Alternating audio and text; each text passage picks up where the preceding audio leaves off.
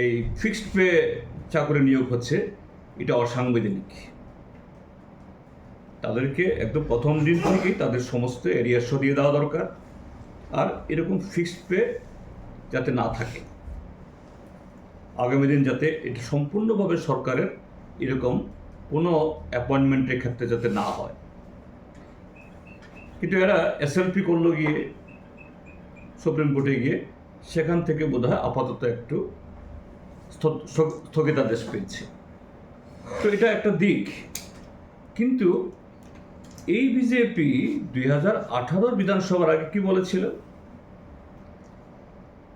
যে fixed pay, contingency, DRW, part time, এই শব্দগুলোই নাকি ত্রিপুরা রাজ্য থেকে অভিধান থেকে তুলে দেবে, কেউ যাতে আর কোনোদিন এগুলো উচ্চারণ না করে।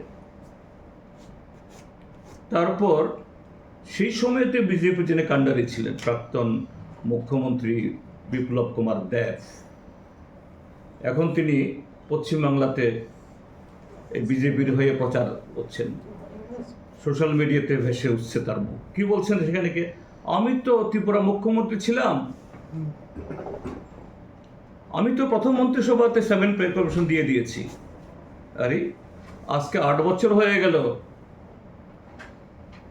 কোন মন্ত্রিসভাতে 7 পে কমিশন হয়েছে, কোন কর্মচারী পেয়েছে? তারপর কি বলছে, আমি 33টা ভাতা দিয়েছি। তুমি কোন ভাতা দিয়েছ? তাদের আমলে,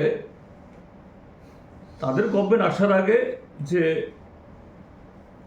ত্রিপুরার যে 4.25 লাখের বেশি লোক ভাতা পেত, আজকে এই সংখ্যাটা এসে 3.5 লাখ বা আরও কমে এসে দাঁড়িয়েছে।